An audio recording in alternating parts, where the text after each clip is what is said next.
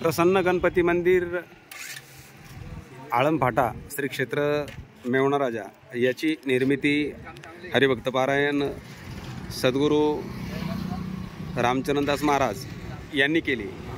रामचरणदास बाबा अगोदर दगडवाडीला राहत होते। दगडवाडीमध्ये त्यांनी मठ स्थापना केली। तिथं काही जमीनसुद्धा होती आणि या पंचक्रोशीमध्ये बरेच त्यांनी म्हणजे पूर्ण आपलं आयुष्य खर्ची घातलं।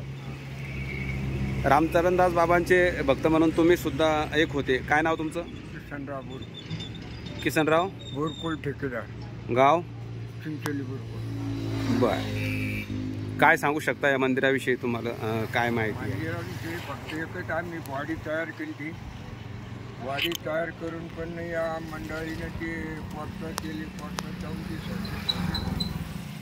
हां, नाही तर आम्ही साधारण समाजाची मंडळी घेतली। बर, शिंदे डॉक्टर त्यांनी पैसे भरले, बाकीचे आणखी काही शिंगावचे गीते होते, सर्व समाजाची मंडळी घेतली। बर, पण त्यांनी ते पुढे चालून काय केलं की ते पैशाच्या पेटी फोडायच्या वादावरून ते कोर्टामध्ये गेले।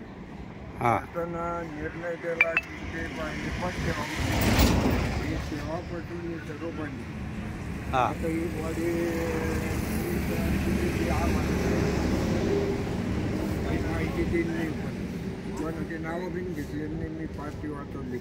अगोदर ज्यावेळेस सुरुवातीला बॉडी स्थापन केली त्यावेळेस तुमचं काही नाव होतं का सुरुवातीच्या? मी त्याच्यात नव्हतं, मी ठेकेदार। अच्छा, तुमच्या हातून इथं कोणत्या प्रकारे सेवा घडली या मंदिराच्या परिसरात? सेवा म्हणजे आम्ही फक्त कुंपण केलं, मग नंतर काही सप्ताह केला, इथं भंडारे केले काही। हां हां, त्याच्यानंतर मग हे तिकडं जास्त दगडवाडी मेवणा यांनी आळंद यांनी जास्त तक्रारी केल्यामुळं हां, इथं पैसा भरपूर मिळत होता। बोलत राहा।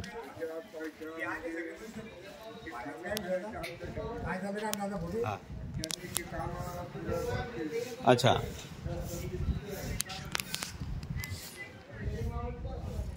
चालू ठेवा। त्याच्यानंतर कोर्टामध्ये कोर्टानं आधी सर्व पण ठेवा म्हणून त्यांनी ती पण ठेवले। आता हे नवीन बॉडी कधी तयार झाली हे आम्हाला काही माहिती। अच्छा, आता बॉडी तयार झाली का नाही झाली हे तुम्हाला माहित नाही, फक्त तुम्ही ते बॅनर पाहिल्यामुळे तुमच्या मनामध्ये एक संभ्रम तयार झाला। आम्ही ठरलो होतं की प्रत्येक गावातले घ्यायचे, हां, कोण्या समाजाचे घ्यायचे, म्हणजे असं ठरलं नव्हतं की या समाजाचे घ्या का त्या समाजाचे घ्या। अच्छा, पण त्यांनी ते आळंदवाल्यांनी जास्त हे करून ते भानगडी केल्या, ते बाबा मरून गेले। त्याच्यात आम्ही त्याचा विषय पण करून टाकला। शिंदे डॉक्टरनं सर्व आर्थिक स्थिती झाली होती। त्याच्यानंतर बाकीचे पैसा जमा आहे, पहिल्या बॉडीचा 23 लाख जमा आहे त्याचा। किती? 23 लाख। कोणाकडे? ते भुतेकराकडे आहे, ते आजच द्यायला तयार आहे। कोणते भुतेकर? हे डॉक्टर आहे इथं, डॉक्टर शेषराव। सेवाधारीचे। हां, तर ते यांच्या अगोदर त्यांच्याजवळ काही पैसे म्हणजे काही पेटीत ठेवते। रामभाऊ डोके महाराज, हां, तर ते रामभाऊ होते, ते बिन वारले। हां, सेवाधारी। आता डॉक्टर भुतेकर यांच्याकडे किती पैसे जवळपास? 23 लाख। बर, आता द्यायला तयार, पण ते शासनानं त्यांचं ते बंद केलेलं आहे काहीतरी। आता एवढं बारीक मला काही अभ्यास नाही माझं। बर, गणपती मंदिराच्या दानपेटीमध्ये किती पैसे?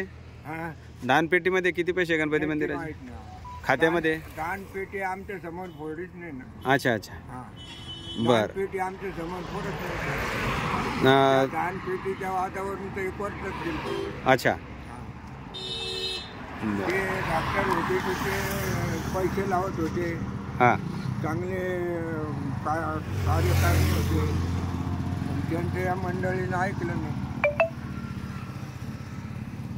हे ठरलं होतं की पंचक्रोशीतून पहिलं मंदिर इथं, याच्यानंतर मग आम्ही आता तिकडं मंदिर तयार केलं पिपळखुटे। पिपळखुट्याला? हां, कोणतं? ते वैष्णवगड. वैष्णवगड. अच्छा. हा, हां. आमच्या लोकवर्गणीतून केला. अच्छा अच्छा. आता तिथे सर्व कंपनी याशी जातीवातीचं काही भेट नाही. आता ते जवळपास 4 कोटीच्या पुढे काम केलं आहे. बरं बरं. आता शासनानं त्याच्यावर बॉडी ठरली, अध्यक्ष उपाध्यक्ष सर्व बरं. व्यवस्थित चालू आहे. रुपये कोणी तिथे स्थापने. ठीक आहे. 40,000 लोक जेवायला जातात. तसंच आमचं इथं ठरलं होतं करायचं. काय नाव आहे बाबा तुमचं? माझं किसनराव बोलतो. तुमचं? आम्ही तिकडचे भाग. ठीक आहे. धन्यवाद जय हरी माहिती दिल्याबद्दल.